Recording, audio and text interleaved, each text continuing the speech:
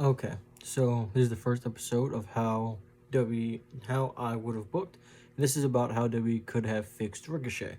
As we stand now, he is in a storyline of Retribution. Kind of seems like they don't really know if they want Retribution to be a threat or not. So it's a little odd when he's like trading wins or whatever. But anyway, this will start at King of the Ring, and we'll keep it concise. We'll end it at WrestleMania. So keep everything about his King of the Ring the same. You keep him upsetting Drew McIntyre. You keep the draw with Samoa Joe. You keep the triple threat with Baron Corbin, Samoa Joe, and Ricochet. This will establish that he can hang with two big players. As much as people maybe not like Baron Corbin, we cannot deny that he is in the upper mid card, at least a little bit of the main event scene. If it wasn't for injuries, Joe would be in the main event scene as well. As we speak, he's currently doing commentary. But we're talking about 2019. So you have that go down, and match is great. You have it end where Samoa Joe has got Baron Corbin in the Coquina clutch. Samoa Joe needs to remain perfectly on the ground so that Baron Corbin's also right on top of him. I don't think they'll have any problem doing that. This would be after Ricochet took Vendo days, so they're thinking he's out of the picture.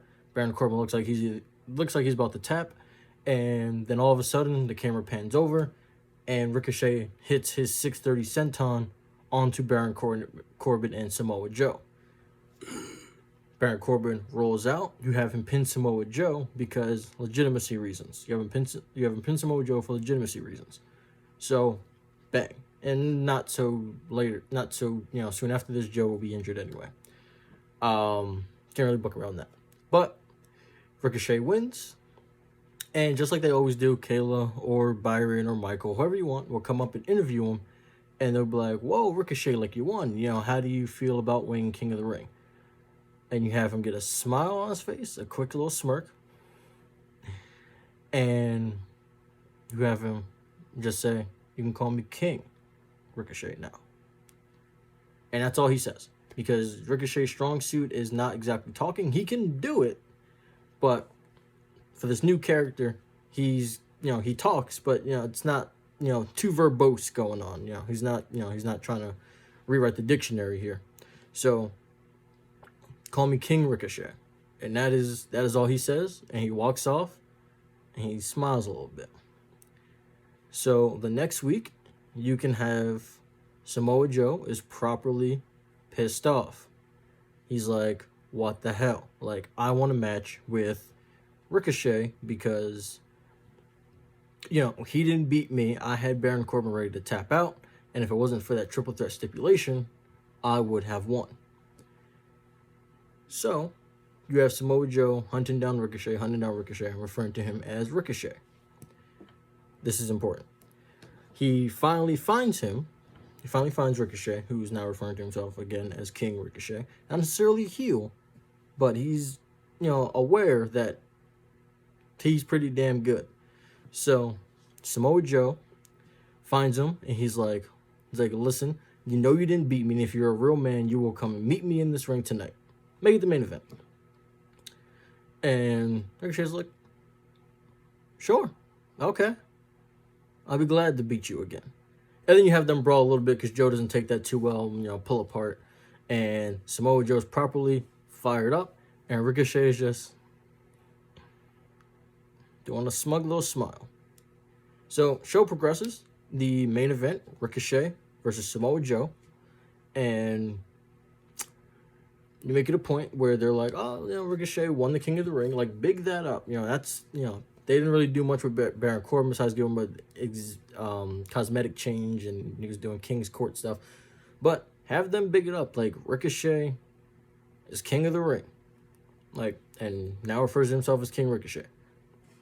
So, you don't have him come out with anything new yet. Like, his music is the same, his outfit's the same. The only thing that changes is that now he's got a smug little smirk on his face, but his entrance is the same. He comes out, and he's got an air of, confidence about him. He's almost toying with Samoa Joe. This does not, bode well for, like, the greater match, but Samoa Joe is upset. He's trying to put Ricochet down, proving that the only reason Ricochet won is because it was a triple threat.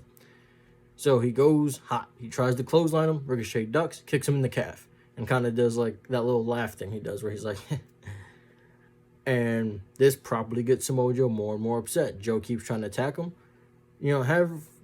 Have him now show off a lot of the Ricochet stuff. Joe tries to German suplex him. He does a backflip, lands on his feet. Maybe he drop kicks Joe. Joe goes out the ring. He hits one of like the high flying corkscrew crossbodies into out of it. And he's properly hyped up. He goes back in the ring. He's like, "Let's go, Joe. Come on." Eventually, Joe's able to get a cutoff when Ricochet goes for his, the somersault, and Joe is able, Joe is able to reverse it into like a brainbuster. Like I think that would look kind of cool. Or you can make it a Falcon Arrow if that's safer. But you have Joe take over from there. This should be about 20 minutes. You're in like a 20-minute main event because this is really about showcasing Ricochet now. And the level that he is now on and what he's willing to do now that he is King Ricochet. So you have the match progress. Things are going kind of back and forth. Joe's got a lot of the momentum since that Falcon Arrow or the Brainbuster. He's got a lot of momentum since then. You tease a muscle buster, and Ricochet reverses into a small package. Joe kicks out. This is the finish of the match, by the way. Joe kicks out. He latches on to Ricochet, tries to put him in the coquina clutch. Ricochet runs at the turnbuckle, does a flip off of it, turns around, and bang, hits that recoil on Joe. 1, 2, Joe kicks out. But he's dazed. He's like, So, you have Ricochet go, you have him do his high flying, the high flying like clothesline, or you can have him do the uppercut, whichever one. Either way, he gets Joe down. He hits the 630. 1, 2, 3. Ricochet has beaten Samoa Joe. Small asterisk, just to keep it going a little bit, Joe's foot was under the rope. So Joe has another complaint. Normally, I don't really do a bunch of complaints, but this fits the story that we're trying to tell. And it also gives Ricochet a nice feud in the beginning to showcase what he can do. So he wins, does that smile again. Kayla, Byron, Michael, one of them come up to him and they're like, again, after beating Samoa Joe, how do you feel? And, he's like, I already beat him. So I knew I'd beat him again. Because I'm the king. You can have Joe come to at this point, start wrecking things around the ring. You can have him, hit Ricochet with an Uranagi onto the announce table where Joe stands tall. Bear with me. This isn't me killing Ricochet. Bear with me. So you can hear him. He doesn't have a mic, but you can hear him yelling at Ricochet. You're not a king. You're an itch. And you're like, if you really think that you are, face me at Hell in a Cell. So, what that does for you is you have set up the next event. Hell in a Cell. There you go. And you can put it in a Hell in a Cell because Samoa Joe is properly ticked off about being beaten twice. But being slighted twice, as he sees it. Ricochet's thing does not waver. He's like, you want another match with the king? You got it. He's like, but you lose this one, that's it. I'm done with you. And Joe takes this as condescending, and you can have the build for a little bit. I think there's only 2 more weeks until the Hell in a Cell. So, but you build it up a little bit still. Like, you have Joe, he's refusing to call Ricochet King Ricochet. Refusing. Doesn't see him as the king. And Ricochet continues to, don't have either of them do too much. But, you have Ricochet get some quality wins. You have Joe, pick up a few wins too. But Joe's main focus should be the disrespect of Ricochet. He does interviews. He refuses to call him King Ricochet. He refuses to acknowledge that he won King of the Ring. On the other hand, just because Baron Corbin was also involved in that decision, you can have Ricochet beat Baron Corbin. You can make it a 20-minute match. You can make it 15, whatever you want to do, but it should end in a really cool way where Baron Corbin goes for the end of days. Ricochet flips out of it. Recoil, 1, 2, 3. Baron Corbin has been dispatched. He is dealt with. That brings us to Hell in a Cell. On the go-home show, you can do a contract signing because Ricochet wants Samoa Joe to realize, once you sign this, you do not get another rematch with me. I'm the king, and that is it. Done. Samoa Joe is like, fine, whatever. I'll put you to sleep. All right? I'll put your punk ass to sleep. There you go. So, Hell in a Cell comes, and you have them open. You have them open. You get people ready. You get people psyched up for it. And people love Ricochet. People love Samoa Joe. It'll be a great opener. Don't make it a 5-minute opener, but, give them some time. Give it about 20 minutes again, And then you can do that. That could be awesome. So you have, you can tell the story of Joe is just sheer brutality in the match. And Ricochet, King Ricochet, is just all about showing off. He's hitting suicide dives on the Joe, knocking him into the cell. He, maybe he even climbs on the cell at one point and dives on the Joe, sending him back first into the apron. I have confidence that they can pull that off properly without having too many. About botches are random, but I have confidence in the both of them to pull that off successfully. You can have the match end where they are battling on the side of the cage. You don't do the, they're on the top thing because then you have to have them climb down because they don't really want to do that Mankind spot again. Either of them, where they fall through the cell or where they go over the cell, understandably. But it always just looks weird when they're on the cell. And then it's like they're both mutually deciding to climb down the cage and be careful as they're climbing down. And it seems weird. So you have them climbing the side of the cage. And they're like, you have Ricochet climb up because maybe he's going for something on Samoa Joe. Don't have it be like a thing where he's running. But Samoa Joe Samoa Joe's on the announce table. Ricochet is probably going to go and hit a moonsault off of the cell through Samoa Joe, and Joe decides that, it doesn't decide, but he gets off and he climbs up after Ricochet, and what ends up happening is Ricochet hits I think it would be really cool for a tarantula German suplex through the announce table. I don't know how it would be possible for Ricochet to hang on to the cell unless he does it with one arm, which seems like it would be dangerous because, despite me thinking that would look cool, I think you just have him grab Joe, German suplex through the announce table. They both go through it. Oh my God. Ricochet gets up. He's a little beat up. He gets Joe back in the ring. Maybe he puts Joe on the flat steel steps that were introduced earlier in the match for probably Uranagi onto it. You have him put Joe on it. Joe's like shuffling. You have him hit Joe with a recoil. Joe lands on the steel steps.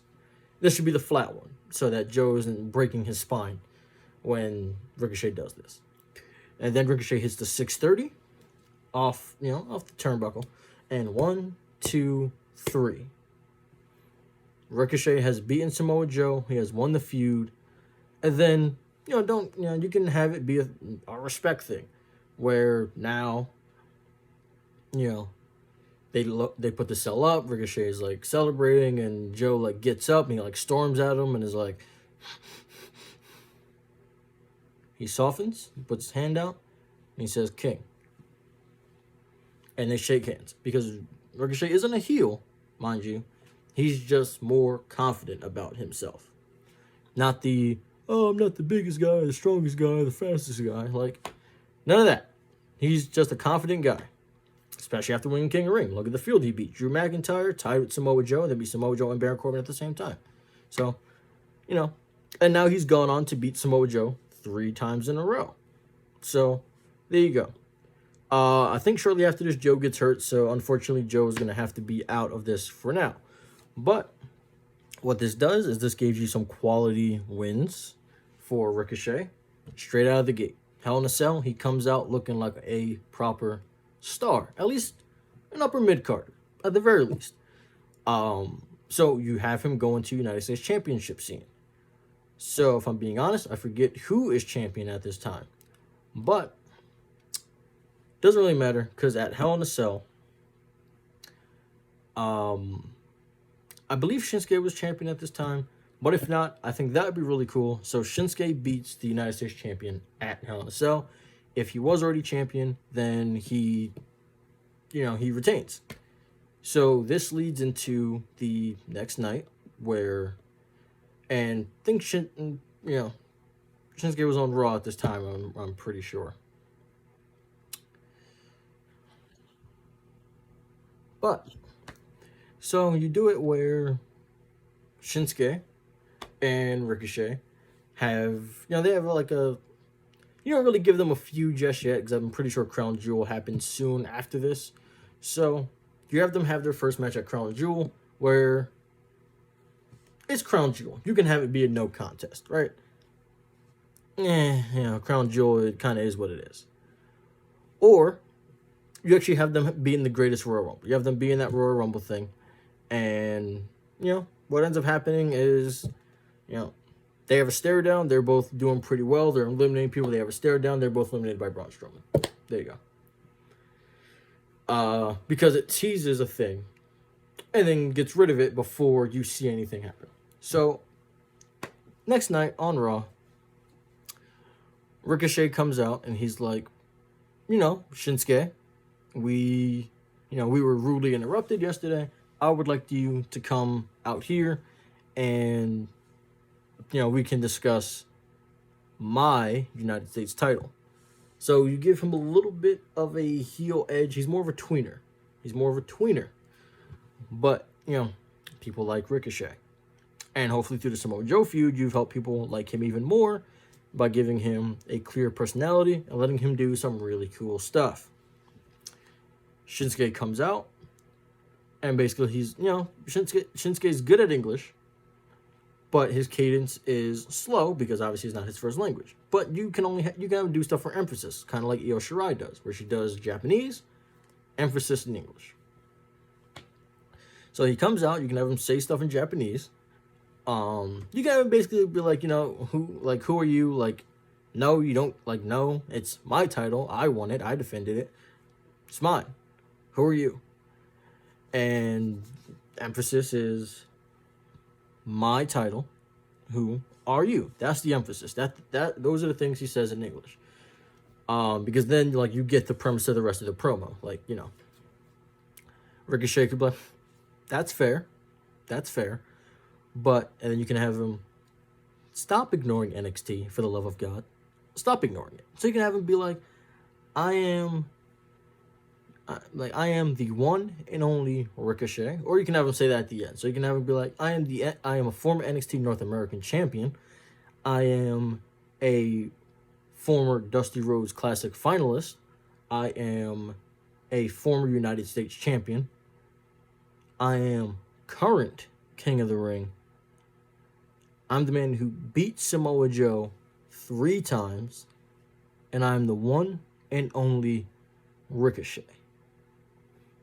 And he does that smirk. Shinsuke looks at him, smirks a little bit, and then, talks into the mic, and he's like, you're on. So, that is it for part 1 of how I would have fixed Ricochet. So, let me know what you think about it so far. We have covered the King of the Ring, right? Up until right after Crown Jewel. So we have covered Crown Jewel, Hell in a Cell, King of the Ring. But thank you for watching. Let me know what you thought about this one. If there's any improvements you would like me to make to anything. If you can't see me, if the set's, weird. But you let me know, and thank you all for watching.